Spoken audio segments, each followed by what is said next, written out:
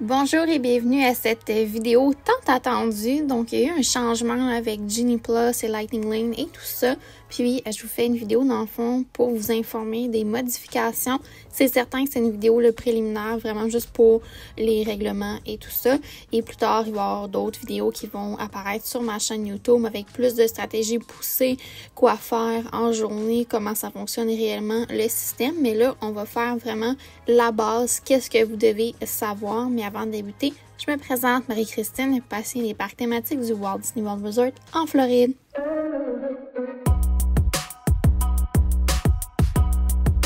Donc, cette vidéo elle va être divisée en différentes sections, puis vous allez voir là, sur YouTube, il va y avoir des chapitres. Donc, si jamais vous voulez revisiter une section de la vidéo, vous pouvez sélectionner là, avec la barre là, pour changer le temps de la vidéo pour voir une section différente. Donc, je vais avoir des explications du changement, c'est quoi en gros, et tout ce que vous devez savoir côté règlement. Et ensuite, on va aller là, dans des stratégies préliminaires avec les attractions offertes selon là, chacun des parcs thématiques. Et je vais répondre là, à quelques questions que j'ai reçues à la fin de la vidéo. Donc, on débute avec les explications du changement.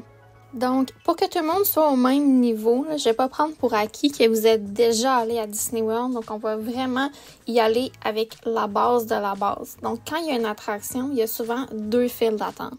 Il va en avoir une stand-by qui est accessible pour tout le monde.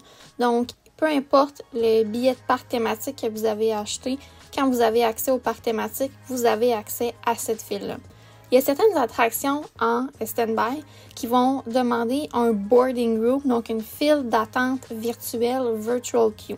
Ça peut changer à tout moment, mais pour le moment, quand je filme cette vidéo-là, le boarding group en file virtuelle est offert pour Tiana's Bayou Adventure, Tron et Guardians of the Galaxy. Ensuite, on a une file payante Lightning Lane. Cette file d'attente-là, dans le fond, ça prend un service payant pour y accéder. Et c'est là qu'il va y avoir deux options dont je vais vous expliquer. Donc, essentiellement, à partir du 24 juillet, il va y avoir une coupure. Donc, avant le 24 juillet, on connaît déjà notre fameux Genie Plus et nos Lightning Lane individuels. Eh bien, ça va changer.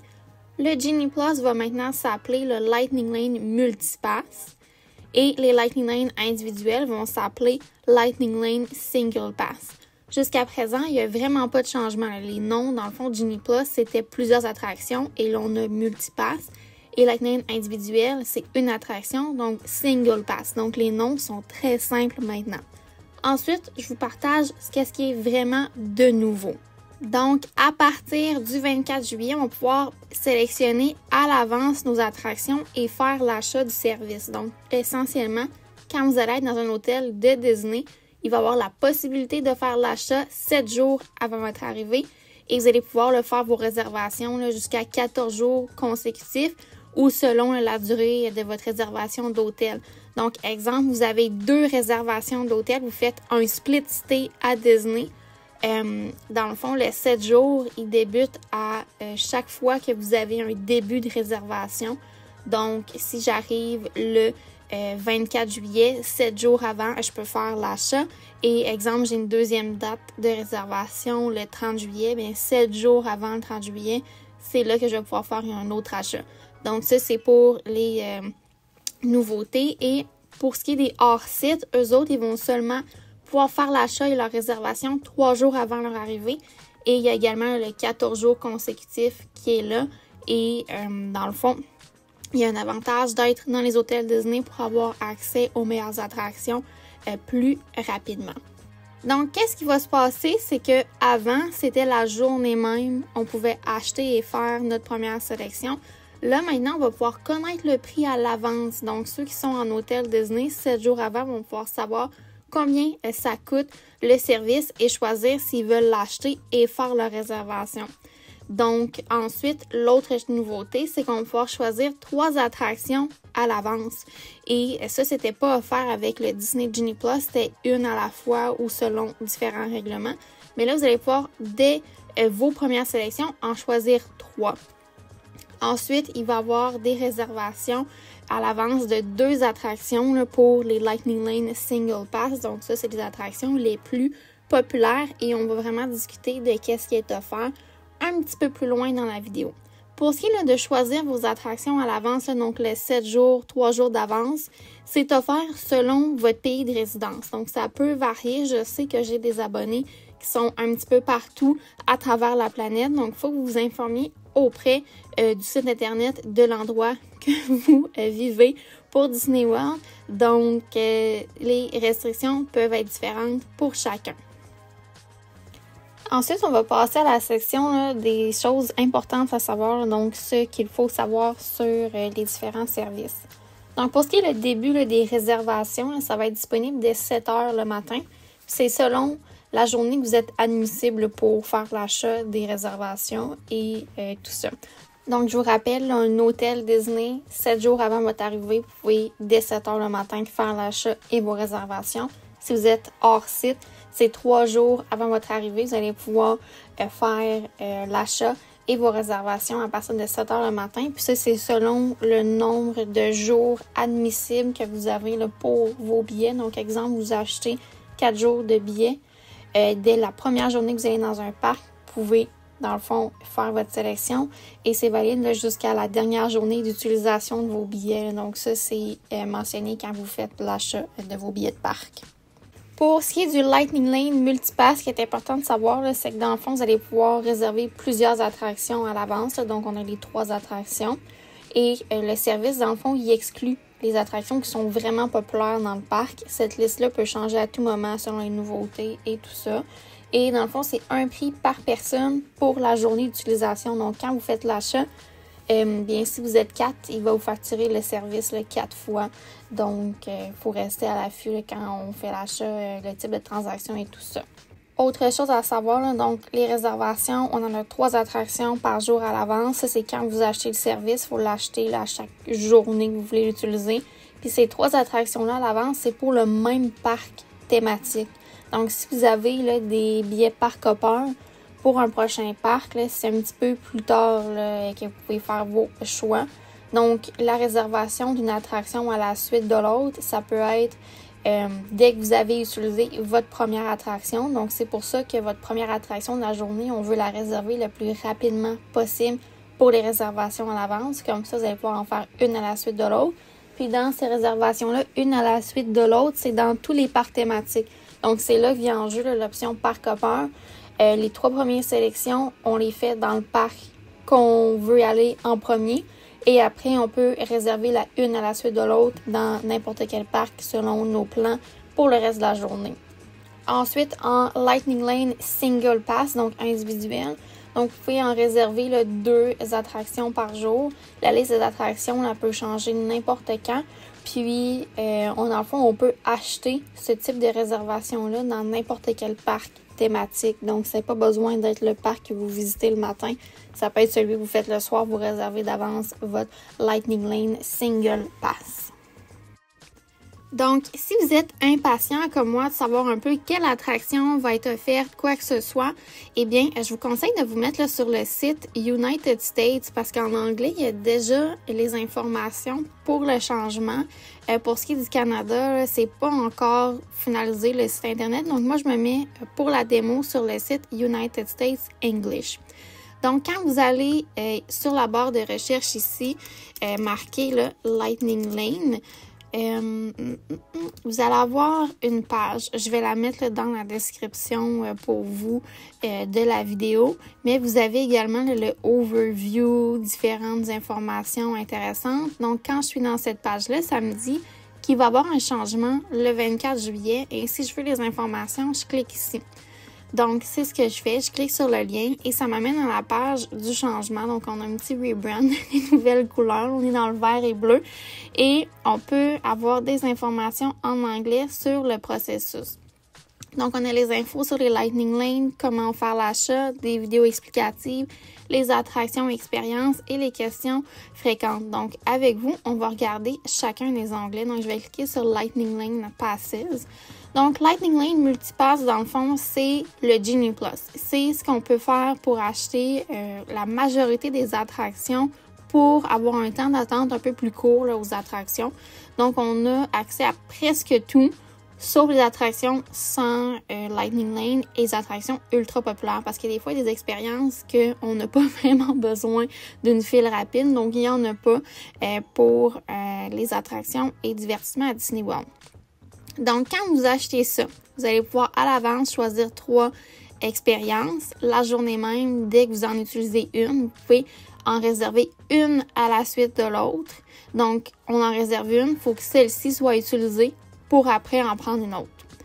Et on a accès aux photos dans les attractions là, du Disney Photo Pass. Donc, c'est pas le Memory Maker. Vous n'avez pas accès à toutes vos photos. Vous avez seulement accès aux photos dans les attractions quand vous avez le Lightning Lane Multi-Pass.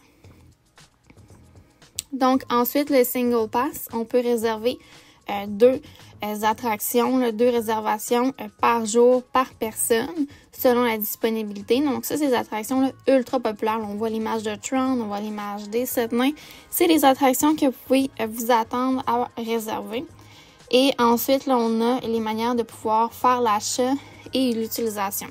Donc, ce qu'il faut savoir, c'est que quand vous avez un compte My Disney Experience, il faut que la réservation d'hôtel soit sur votre compte pour que le système reconnaisse que vous êtes sur le site pour pouvoir ensuite réserver là, vos attractions à l'avance. Donc, quand vous êtes dans un hôtel de Disney, selon votre pays d'origine, c'est 7 jours à l'avance. On peut faire l'achat et les réservations dans une même transaction. Et si vous êtes hors site, donc pas dans un hôtel de Disney, selon votre pays de résidence, ça va être 3 jours là, avant votre arrivée à destination. Vous allez pouvoir faire vos achats et vos réservations. Donc ensuite, là, il y a plusieurs vidéos explicatives que je vais skipper pour cette vidéo. Donc ensuite, on a les expériences en Lightning Lane. Ça, c'est ce que vous vouliez savoir. Donc, on va commencer avec le fameux Magic Kingdom. Donc, vous avez la liste ici. Elle peut changer à tout moment. Là, donc, je vous recommande vraiment d'aller sur le site de Disney ou l'application mobile. Vous allez avoir vraiment les informations à jour. Donc, pour Magic Kingdom, Epcot et Hollywood Studios, il y a un système de groupes d'attractions. Donc, elles sont classées par très populaires et attractions générales. Pour Animal Kingdom, il n'y a pas de groupe. Donc, ça veut dire que dans votre 3 passes d'expérience, vous pouvez choisir une attraction dans le premier groupe et 2 attractions dans le deuxième groupe. Quand vous êtes à faire vos sélections une à la suite de l'autre la journée même, les groupes ne s'appliqueront pas. Et vous pourriez même, là, si ça vous intéresse pas, les attractions ici, de prendre 3 là, dans les attractions là, il n'y a pas de problème. Donc, dans les attractions très populaires, on a Big Thunder Mountain, Jungle Cruise, Peter Pan, Space Mountain et Tiana's Bayou Adventure. Donc, on peut en prendre une à l'avance. Et dans les normales, on a le Barnstormer, Buzz Lightyear, Dumbo, Haunted Mansion, Small World, Matty Party, Carpets of Aladdin, Mini Adventures of Winnie the Pooh, Filler Magic, Monsters Inc., La Flor, Pirates of the Caribbean, Tomorrowland Speedway et Under the Sea. Dans les attractions qui ne sont pas offertes en multipass, mais en single pass, donc achat individuel, on a les 7 nains et Tron pour le moment. Ça ici, ça peut changer n'importe quand, donc on veut rester informé des nouveautés. Ensuite, on passe à Epcot. Donc ici, là, les 2 groupes, on a pour le premier groupe, on a un choix. Donc, on a Frozen, Ratatouille et Soarin'.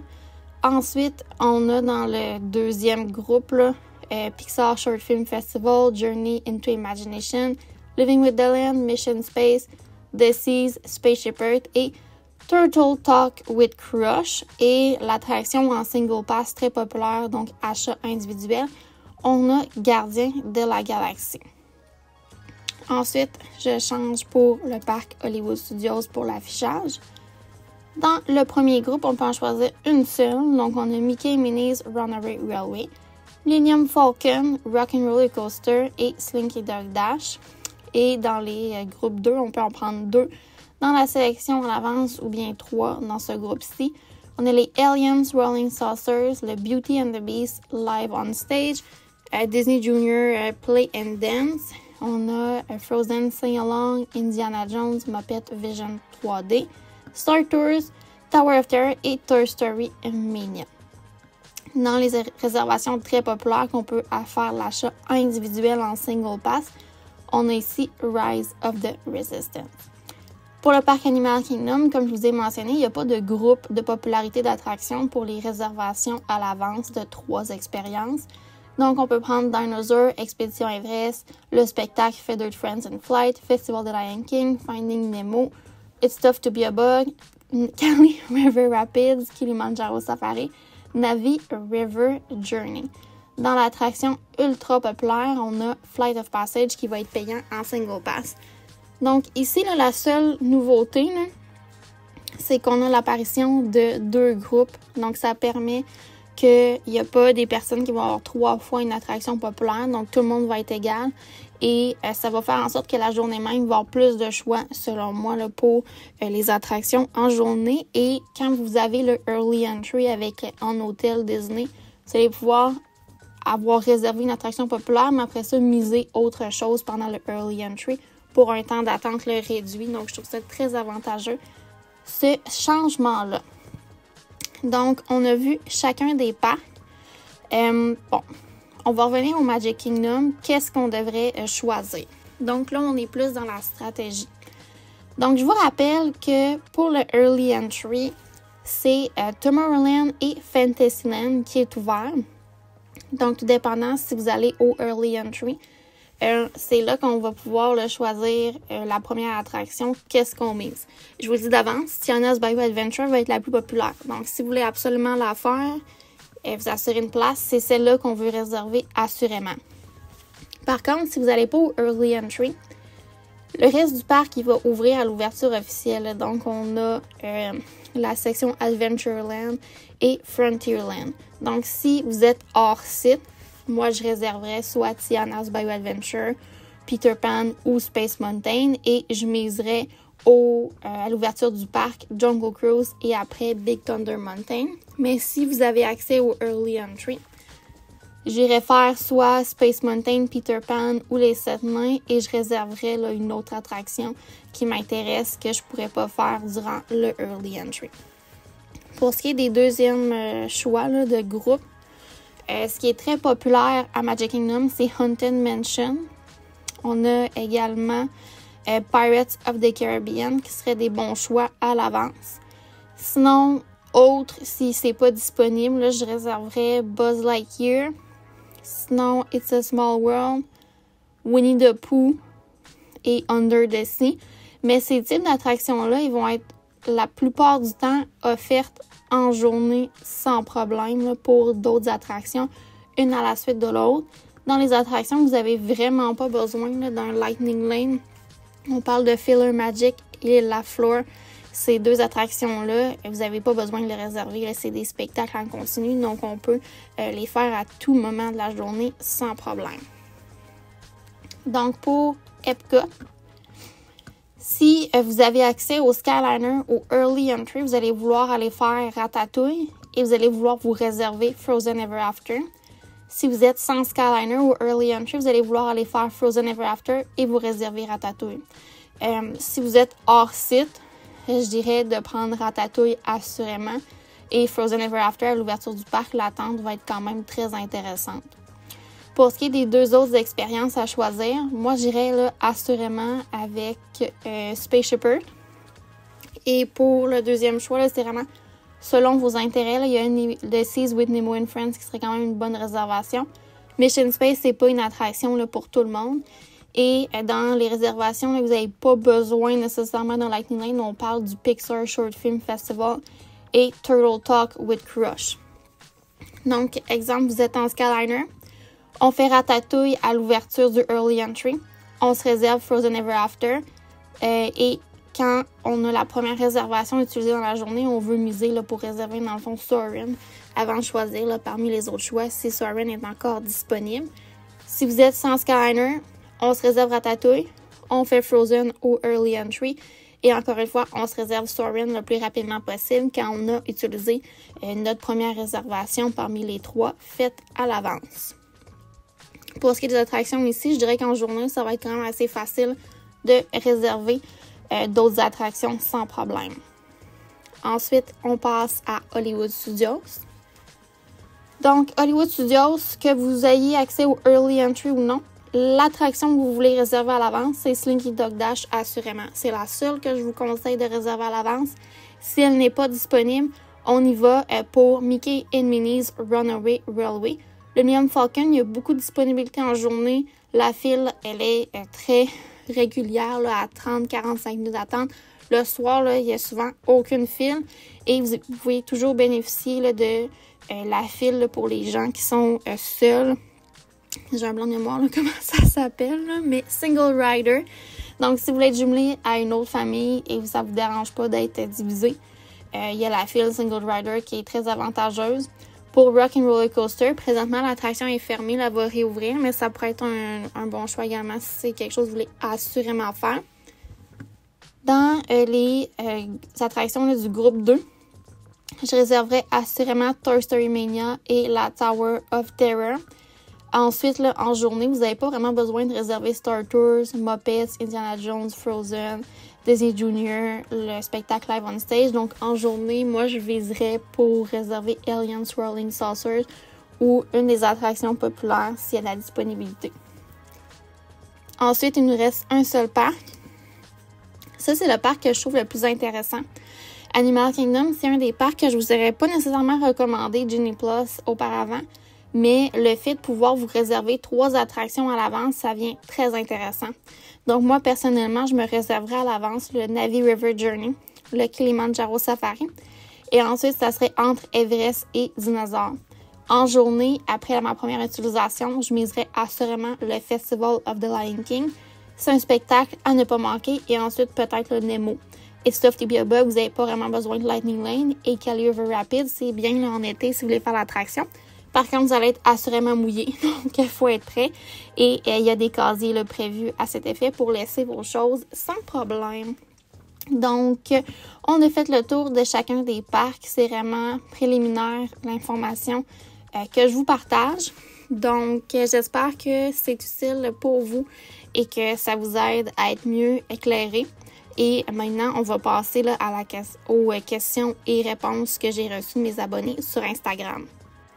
Donc, première question qu'on m'a posée, c'est quoi le prix du service là, pour le multipass ou le single pass?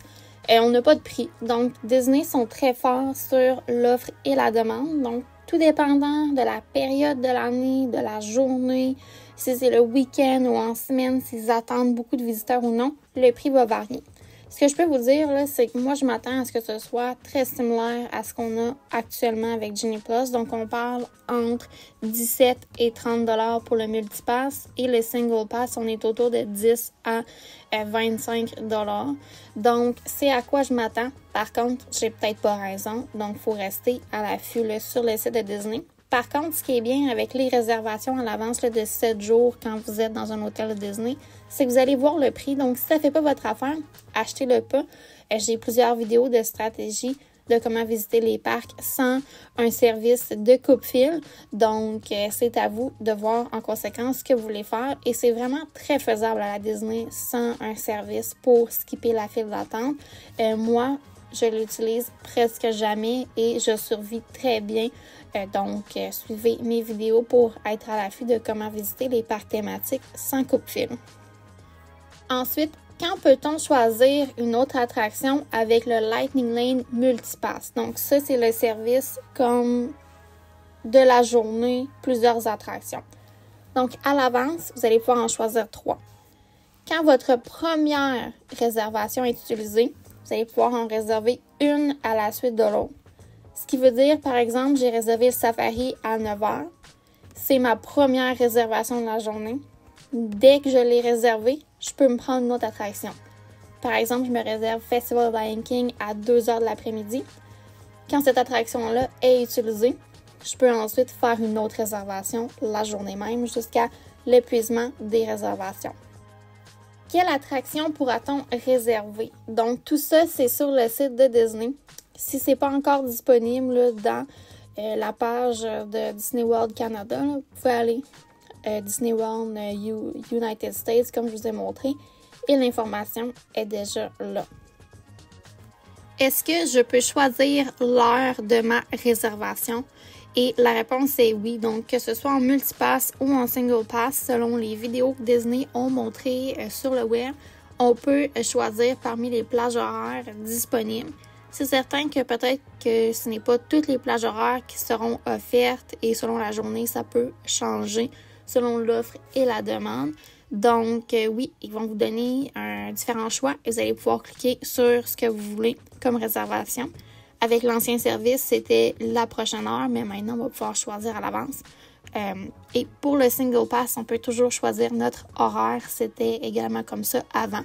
Donc ça, il n'y a pas de changement pour le single pass, qui est la réservation individuelle. Est-ce que je peux modifier l'heure de ma réservation? Et selon les vidéos préliminaires de Disney, quand on fait une réservation, là, on peut cliquer dessus pour modifier, choisir une autre attraction, une autre heure de réservation là, sans problème. Est-ce que je dois acheter le multipass et le single pass? Donc non, on n'est pas obligé d'acheter les deux. Donc on peut choisir un des deux ou les deux ou aucun des deux. Il n'y a vraiment aucun problème. Là, c'est selon ce qu'on veut dépenser. Est-ce que je dois acheter le service pour tous les jours de mon voyage? La réponse, c'est non. Pour le Walt Disney World Resort, on peut l'acheter les journées qu'on veut et on peut prendre le multipass et le single pass ou un des deux, peu importe. Donc, c'est selon notre admissibilité là, pour l'achat à l'avance, comme je vous ai expliqué. Donc, c'est tout pour cette première vidéo explicative du nouveau système Lightning Lane Multipass et Lightning Lane Single Pass. J'espère que vous avez apprécié cette vidéo et si c'est le cas, je vous invite grandement là, à laisser une mention j'aime, également commenter ce que vous voulez, là, un mot de remerciement, ça pourrait être très chouette. Et vous pouvez également, là, comme toujours, partager mes vidéos, il n'y a aucun problème et on se dit pour une prochaine fois. Bye!